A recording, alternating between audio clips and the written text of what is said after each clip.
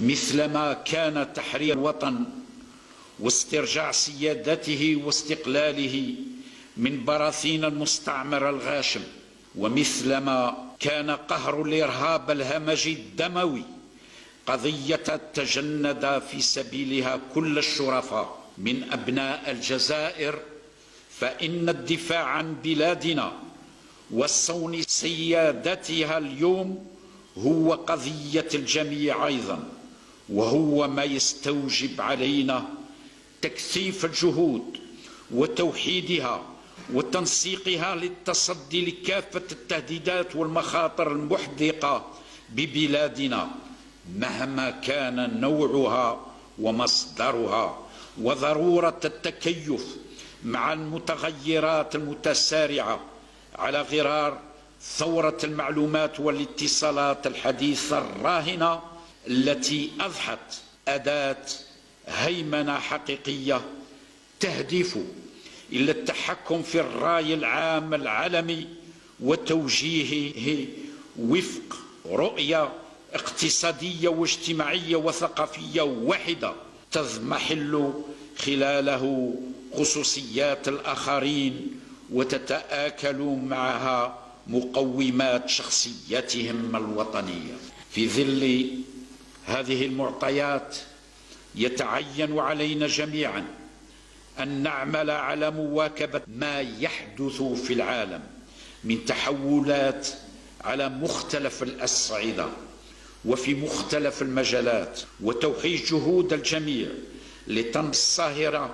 في بوتقة واحدة هي خدمة الجزائر ومصلحتها العليا والحفاظ على أمنها واستقرارها، وهي جهود تؤدي وسائل الإعلام الوطنية دورا محوريا في تقويتها وتعزيز الالتفاف حولها لتحسين وطننا من كل المخاطر والتهديدات. لا يسعني في هذا المقام إلا أن أذكركم بأن الدفاع الوطني يتطلب تضافر وتنسيق جهود الجميع أفرادا ومؤسسات بما فيها الإعلام الوطني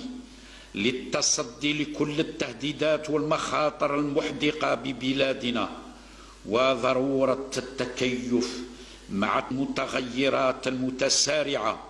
التي يشهدها العالم ومنطقتنا خصوصا، وهذا بالموازاة مع تعميق الدراسات الاستباقية والاستشرافية ووضع الخطط الناجعة الكفيلة بمواجهة أي طارئ يهدد أمن واستقرار بلادنا، ومجابهة التحديات الإعلامية التي أفرزتها تكنولوجيات الإعلام والاتصال من مضامين تضليلية ومغالطات وتزوير للحقائق، وذلك بالحرص على تقديم رسالة إعلامية هادفة بناءة توحد وتعزز التماسك الوطني وتدرك حدود حرية التعبير وأخلاقية الممارسة الإعلامية، وتجعل من المصالح العليا للوطن هدفها الأسمى.